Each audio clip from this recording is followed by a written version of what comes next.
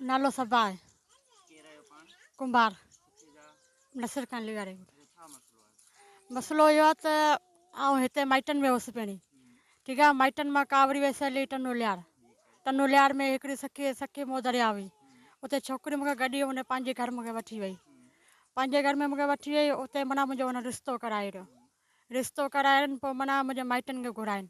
पोइ माइटनि बि बसि राज़ी हुआ, आउं बि राज़ी थी वियसि हली। पोइ बसि निकाह पइजी वियो। निकाह खां पोइ बसि मुंहिंजा सहुरे जा मूंखे हितां वठी विया। माइट इहो काटर स्टाफ कादर बेश कोपांग में वठि मुड़ुस जो नालो दिलबर अली कोपांग। पोइ उते वठी आया। माना तक़रीबन माना 2-3 महीना मूंखे माना ख़ुशि रखियो हुन। उन खां पोइ मूंखे ज़ुल्म सुतन कंदा हुआ। माना मूंखे मारींदा कुटींदा हुआ। मुंहिंजो मुड़ुसु राति जो शराब पियो, नशो करियो, माना चर्स भंग शराब पियो, माना विस्की पियो। पोइ माना मूंखे मारींदो कुटींदो हुओ। माना ज़बरदस्ती कंदो मूंखे। पोइ उन खां पोइ माना 2-3 महीननि खां पोइ वरी बि मूंखे मारींदा कुटींदा मूंखे तालनि में माना इहे संगुर मूंखे ॿधी वेंदा हुआ संगुरनि में। उन खां पोइ मूं पंहिंजे माइटनि खे घणी फ़ोन ते ॻाल्हाइण कोन ॾींदा मूंखे। पोइ घणी माइटनि खे चईंदी हुअसि फ़ोनुनि ते ॻाल्हाए, मुड़ुसु मोबाइल कोन ॾींदो मूंखे। उन खां पोइ बसि वरी बि 2-टे ॾींहंनि खां पोइ वरी माइटनि में वयसि हली।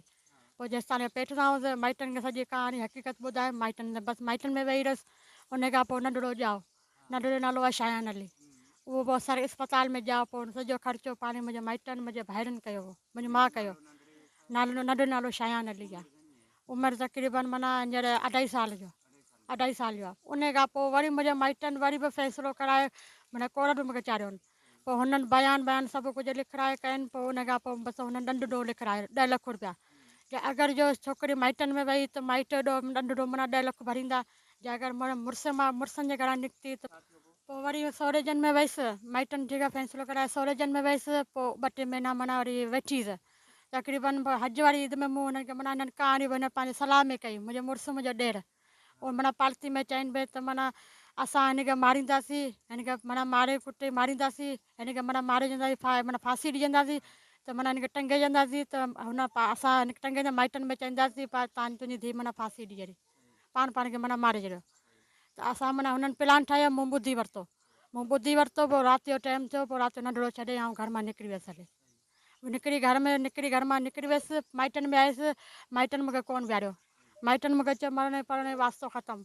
वीचारी मां ग़रीब, असां यतीम मां ग़रीब, वीचारी भाइरनि में हाल ई कोन्हे। पोइ वीचारा ग़रीब पोइ घर जी करनि माउ जी करनि। मां बीमार पई आहे वीचारी। पोइ बसि माइट मूं मां हथु कढी हली। पोइ हुननि बसि उन खां पोइ वरी आउं आयसि। माना 2-टे महीना वारा दर बदल थिए। पोइ वरी हिन ठाहीसि आउं। हिन जो नालो राशिद अली आहे कमरानी। पोइ हिन ठाहे त हिन मूंखे पनाह ॾिनी। पोइ बसि हिन मूंखे विहारियो। उन खां पोइ मूंखां निकाह कयो।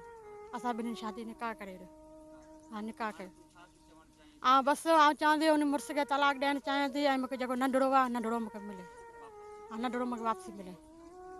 मुड़ुसु मूंखे धमकी ॾिनो। माना मुंहिंजो मुड़ुसु मूंखे चए थो अगरि जो जिथे हथु आई त असां हिनखे माना बंदूक करे गोली हणी मारे ॾींदासीं। मुंहिंजो मुड़ुसु थो चवे। मुंहिंजो मुड़ुसु चए थो हिकु जॻह को हथु अचे असां हिनखे ठुप मारे ॾींदासीं, पर माना विहारींदसि कोन, हिनखे मारे ॾींदासीं। ॾिसो हिकु जॻह हथु आहे। हाणे हुन तलाशी में लॻा पिया आहिनि। हाणे हू मूंखे ॻोल्हिनि पिया। पर आउं हिते लिक छिप में हिते वेठी आहियां। हींअर वेठी आहियां। असां बि अबड़ो सबड़ो आहे। ॾिस हीअ असांजो हाल आहे। ॾिसी पियो घर बर। पर हिन ॾुख सुख में असां हिक ॿिए जो साथ ॾिनोसीं। हाणे वेठा आहियूं। बसि मूंखे तलाक खपे। मुड़ुसु वटि कोन्ह थी रहणु चाहियां। अगरि जो मुंहिंजो मुड़ुसु ज़बरदस्ती कनि मूंखे ज़ोरी वठी विया त अगरि पाण खे ख़ुदिकुशी कंदा त इन ज़िमेदार